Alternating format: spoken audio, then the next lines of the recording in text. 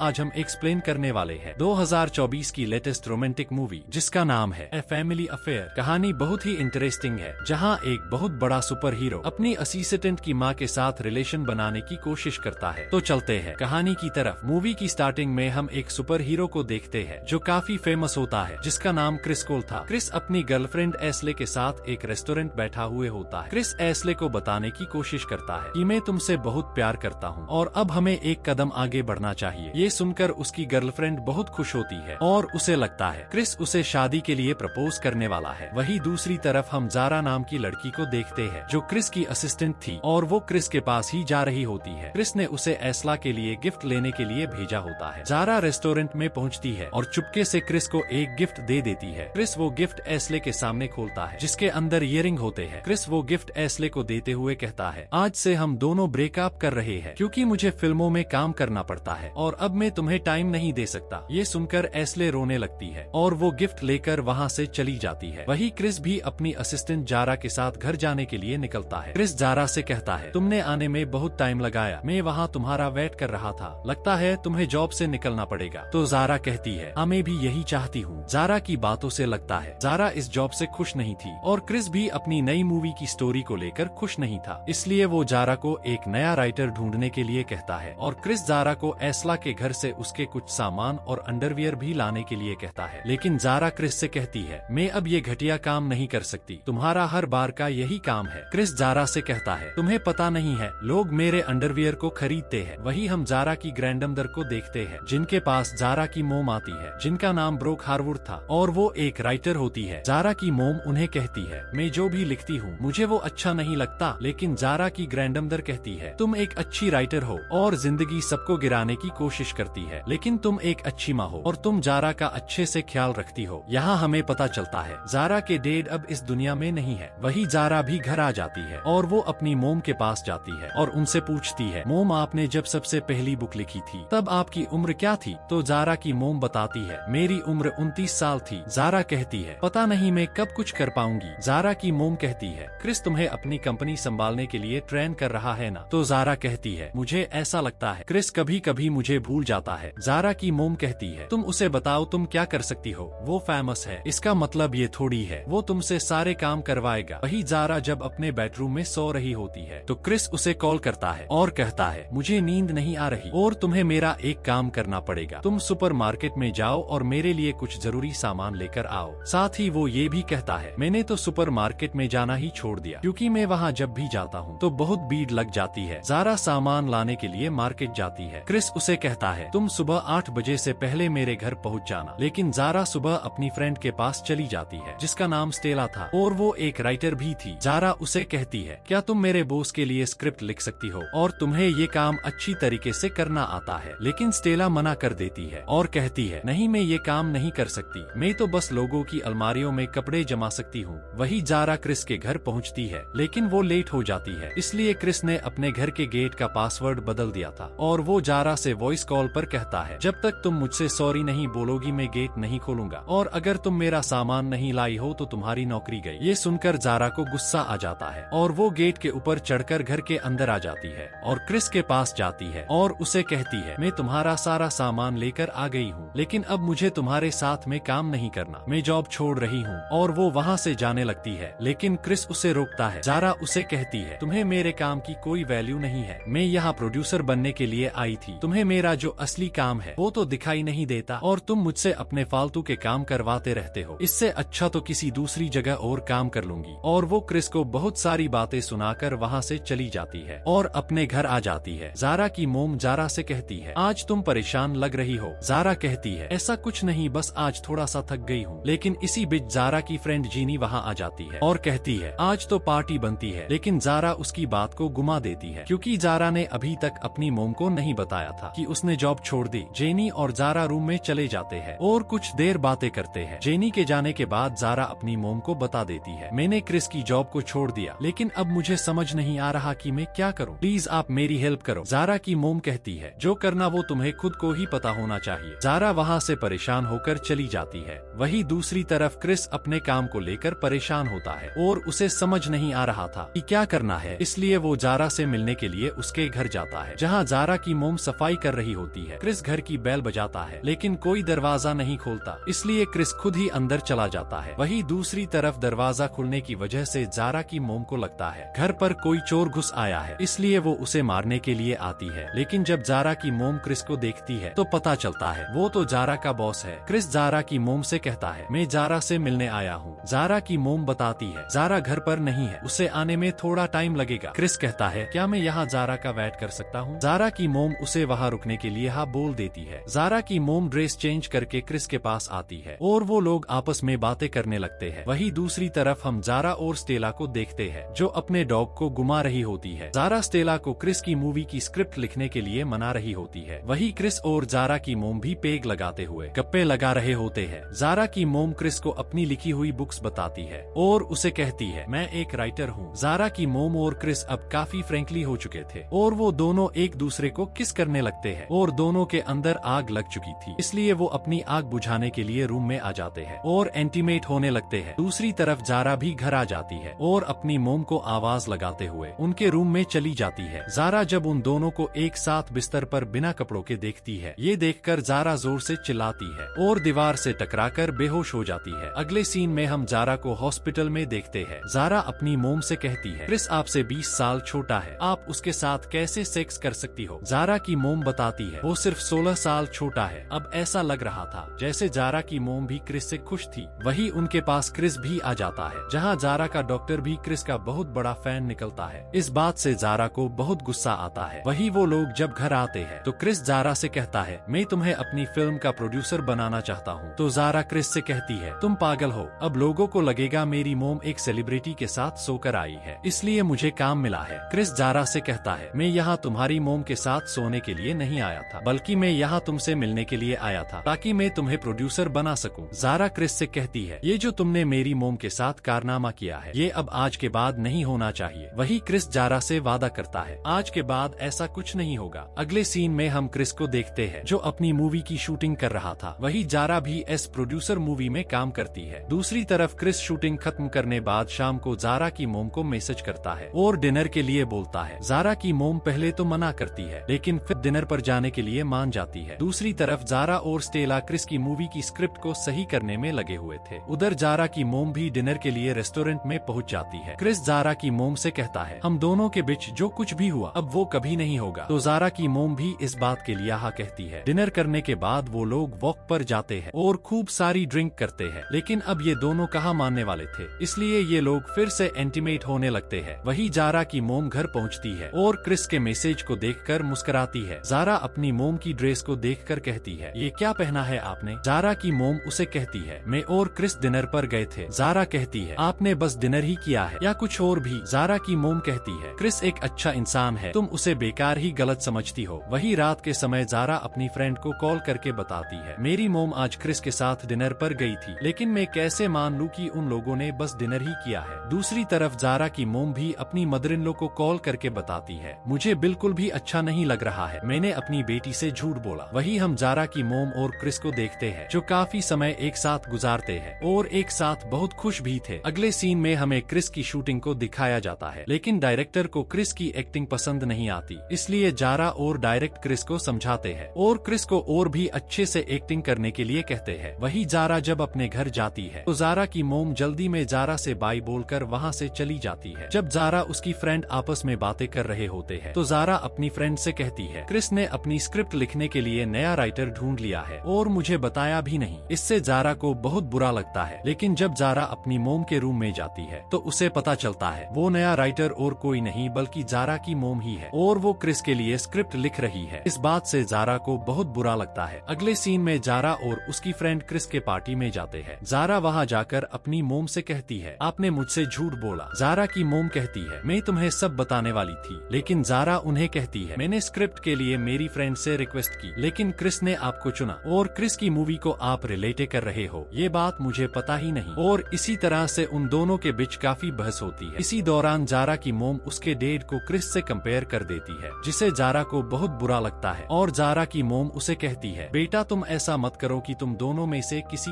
एक को चुनना पड़े मुझे। और इसी बहस के दौरान जारा उससे कहती है अगर ये सब चलता रहा तो मैं घर छोड़ दूंगी, लेकिन गलती से जारा की मोम के मुंह से निकल जाता है तो तुम घर ही क्यों आई थी। इस बात से जारा को बहुत बुरा लगता है और वो बहुत हर्ट होती है। इसलिए जारा अपना घर छोड़ देती है और अपनी फ्रेंड के साथ रहने लगती है, जहाँ जारा उन्हें कहती है, मेरी मोम और क्रिस ने मिलकर मुझे धोखा दिया है। दूसरी तरफ जारा की मोम भी अपनी मदर इन लॉ के घर आई हुई थी क्रिसमस मनाने के लिए। वो लोग क्रिस के बारे में बात कर रहे होते हैं। ग्रैंडमदर जारा की मोम को क्रिस को वहाँ बुलाने के लिए कहती है, लेकिन जारा की मोम मना कर देती है और कहती है जारा ये सब बिल्कुल भी सहन नहीं करेगी। लेकिन जारा की ग्रैंडमदर कहती है, जारा को मैं मना लूंगी। जारा भी वहाँ क्रिसमस मनाने के लिए पहुँच जाती है और वो अपनी ग्रैंडमदर बात करती है। मोम ने डैड को क्रिस के साथ जोड़ दिया। ग्रैंडमदर जारा को समझाती है, देखो बेटा, तुम्हारी मोम तुम्हारे लिए बस मोम है, लेकिन तुम ये बात मत भूलो कि उससे पहले वो एक औरत भी है। वही जारा देखती है क्रिस भी वहाँ आ चुका है। इस बात से जारा बहुत गुस्सा होती है, लेकिन ग्रैंडमदर जारा से कहती है, क्रिस को मैंने बुलाया है। और वो उसे कहती है, तुम्हारे डैड को गुजरे हुए 11 साल हो गए। उसके बाद से तुम्हारी मोम ने बस तुमसे ही प्यार किया है, इसलिए तुम थोड़ा मेच्योर बिहेव करो और ना कर सको तो दिखावा ही करो, ताकि तुम्हारी मोम की खुशी हम देख सके। अगले सीन में उन सभी लोगों को देखते हैं जो साथ में डिनर कर रहे होते हैं, जहाँ वो लोग आपस में बातें करते हैं। जारा अपनी मोम को क्रिस के साथ बहुत खुश देखती है। वही डिनर के बाद दोनों सास बहू मिलकर क्रिस के बारे में बात करने लगती है और जारा की मोम बताती है कि जारा के डैड और उनके बीच में कुछ भी सही नहीं चल रहा था। जारा के डैड जारा की मोम से डिवोर्स करना चाहते थे, लेकिन उसे पहले ही उनकी मौत हो गई और ये बात किसी को भी नहीं पता थी। वही सभी लोग मिलकर क्रिसमस मनाते हैं और अब जाने का समय आ चुका था, इसलिए जारा गाड़ी में बैग रखने के लिए जाती है तो जारा देखती है क्रिस का बैग थोड़ा सा खुला हुआ था। जारा जब बैग के अंदर देखती है तो उसे वही इयररिंग मिलती है जो उसने अपनी गर्लफ्रेंड से ब्रेकअप करते टाइम उसे दी थी, क्योंकि क्रिस जब किसी के साथ ब्रेकअप करता है तो उसे वो इयररिंग गिफ्ट करता है। जारा ये देखकर हैरान हो जाती है। वही वो सभी अपने घर आ जाते हैं। जारा क्रिस से कहती है, वाह क्या तुमने क्या गेम खेला है, तुमने तो मुझे भी बेवकूफ बना दिया। जारा अपनी मोम को वो इयररिंग बताते हुए कहती है, क्रिस जब भी किसी लड़की से ब्रेकअप करता है तो उसे ये इयररिंग गिफ्ट करता है और अब आपके साथ ब्रेकअप करने के लिए क्रिस ऑलरेडी ये रिंग खरीद चुका है। जारा अपनी मोम से कहती है, क्रिस आपको न्यूयॉर्क स्ट्रीट लेकर गया था ना। तो जारा की मोम को भी उसकी बातों पर यकीन हो जाता है, क्योंकि न्यूयॉर्क स्ट्रीट के बारे में उन्होंने किसी को नहीं बताया था। जारा की मोम क्रिस को वहाँ से जाने के लिए कहती है। क्रिस वहाँ से बिना कुछ बोले चला जाता है। वही जारा अपनी फ्रेंड के घर जाती है